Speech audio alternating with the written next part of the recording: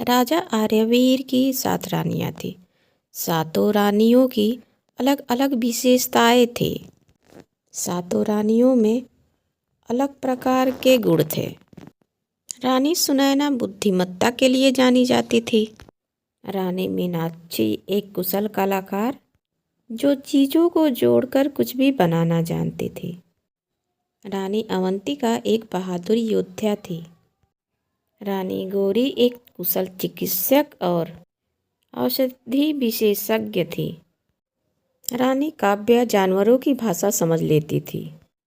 रानी भूमि कृषि और पर्यावरण विशेषज्ञ थी और रानी विशाखा एक खगोल शास्त्री और गणितज्ञ थी। रानियों के इस शक्तियों के बारे में सभी लोग जानते थे। सभी रानियों में आपस में बहुत प्रेम था। वे सब एक साथ मिलजुल के रहती थी और राज्य के कार्यभार में भी आर्यवीर का हाथ बटाती थी। राजा आर्यवीर की बाकी रानियां की तो कोई संतान नहीं थी, पर सबसे बड़ी पत्नी सुनैना की विराट नाम का पुत्र था, जिसे सभी रानियां बहुत प्यार करती थी। विराट, देखो पुत्र, अगर तुम भोजन नहीं करोगे तो शक्तिशाली कैसे बनोगे? चलो जल्दी से भोजन कर लो। माँ, मुझे बिल्कुल भूख नहीं है। अच्छा, आज हम नगर में घूमने जा रहे हैं। हमारे साथ घूमने कौन चलेगा? माँ, मुझे भी घूमने जाना है। अच्छा, तो घूमने के लिए तो शक्तिशाली होना बहुत ज़रूरी है। पेट खाली होगा तो हम घूम कैसे सकेंगे? हमें तो खूब सारा भोजन करना है ना। अगर तुम भोजन नहीं करोगे तो चलते चलते थक जाओगे। माँ, अगर मैं भोजन कर लूँगा तो मुझ में शक्ति आ जाएगी। हाँ बिल्कुल, तुम तो बहुत शक्तिशाली हो। क्या तुम भोजन करना चाहोगे? पर क्या फ़ायदा, तुम तो भोजन करने के लिए मना कर रहे हो। माँ, मुझे बहुत जोरों की भूख लगी है। मुझे खाना दो, फिर मैं खाकर घूमने जाऊँगा। बहुत सुंदर। आप सभी का विराट के लिए इतना प्रेम देखकर मुझे बहुत प्रशंसा होती है।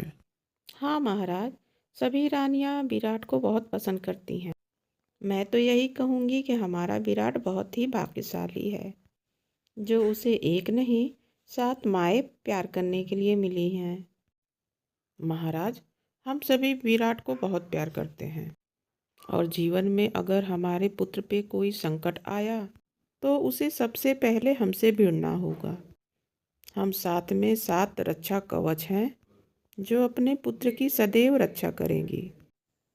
अपने रानियों का पुत्र विराट के प्रति देखकर सचमुच राजा आर्यवीर बहुत प्रसन्न होते थे। पर एक दिन अचानक मुसीबतों का पहाड़ टूट पड़ा। राजकुमार विराट गंभीर रूप से बीमार पड़ जाते हैं और बड़े से बड़े चिकित्सक और वैद्य उनको ठीक करने में असमर्थ रहते हैं। वैद्य जी, कोई तो इलाज होगा हमारे पुत्र का ठीक होने का। ऐसी जड़ी बूटी हो जिससे ठीक हो जाए, कृपा करके बता दीजिए। हम उसे मंगवाने की पूरी पूरी कोशिश करेंगे।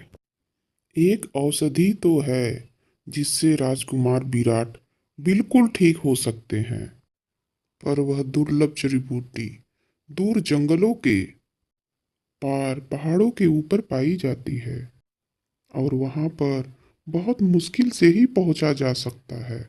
पर उस जड़ी बूटी की पहचान हर कोई नहीं कर सकता। उसे पहचानने के लिए किसी कुशल विशेषज्ञ की आवश्यकता होगी। मेरा राजकुमार के पास रहना बहुत जरूरी है कि मैं समय समय पर उनको अपनी तरफ से कुछ औषधि देने की कोशिश कर रहा हूँ। मैं राजकुमार को अकेला छोड़कर नहीं जा सकता महाराज। कुछ भी हो सकता है, इसीलिए आपको किसी और कुशल वैद्य को, जिसे औषधि की जानकारी हो, उसे भेजना पड़ेगा। पर हमारे राज्य में ऐसा कोई चिकित्सक नहीं जो उस औषधि के बारे में जानता हो।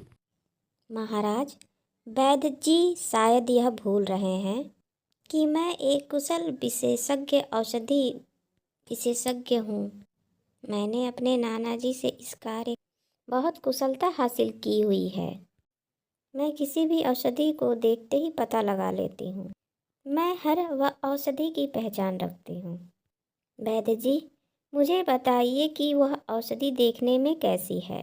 बस बाकी सब मुझ पर छोड़ दीजिए, मैं सही औषधि लेकर ही लौटूंगी। रानी अवंतिका, आप तो जानती हैं कि मुझे पर्यावरण की कितनी जानकारी है। इस कार्य में मैं भी आपका साथ दूंगी। और मैं जानवरों की भाषा समझ लेती हूँ। जंगली रास्तों में चलने के लिए काफ़ी सहायता करेगा। एक एक करके सभी रानियों ने अपने गुणों के अनुसार जड़ी बूटी लाने की प्रतिज्ञा की। मेरी बहनों, मेरे पुत्र के जान की सुरक्षा अब आप लोगों के हाथ में है। हमें उसे बचाने के लिए इस जड़ी बूटी को पुनः प्राप्त करना होगा। मैं आप सबके साथ सेना को जाने के लिए अभी आदेश देता हूँ। महाराज, आप मेरी शक्ति से भली भांति परिचित हैं। मैं किसी भी परिस्थिति से मुकाबला करने में सक्षम हूँ। और जब हम सब रानियां एक साथ मिल जाते हैं तो किसी भी परिस्थिति से लड़ सकती हैं। हाँ, मैं अपनी रानियों को भली भांति जानता हूँ। इसीलिए मैं आप सातों रानियों को जाने की इजाज़त देता हूँ। सभी रानियां अपने अपने क्षमताओं का उपयोग करते हुए खतरनाक यात्रा पर निकलती हैं। जंगल में प्रत्येक रानी के गुण सामने आते हैं। रानी सुनैना जंगल की खोज के लिए प्रभावी योजना बनाती हैं। रानी मीनाक्षी आराम और सुरक्षा के लिए आश्रयों का निर्माण करती हैं। रानी गौरी जड़ी बूटी के लिए कई स्थानों की पहचान करती हैं। रानी काव्या छोटे पक्षियों और वन प्राणियों से बातचीत करती हैं जो जड़ी बूटी के स्थान के लिए सुराग देते हैं। रानी भूमिका जड़ी बूटी के पनपने के लिए सही पोषक तत्वों से समृद्ध उपजाऊ क्षेत्रों की पहचान करती हैं। तारों के जगमगाते आसमान के नीचे रानी विशाखा घने जंगल के माध्यम से समूह का मार्गदर्शन करती हैं। अंत में एक बूढ़े उल्लू के मदद से जिससे रानी काव्या मित्रता करती है और बातचीत के माध्यम से वे छिपी हुई चांदनी वाले घास के मैदान में मायावी जड़ी बूटी का पता लगाते हैं, जैसा कि रानी गौरी ने पहचाना था।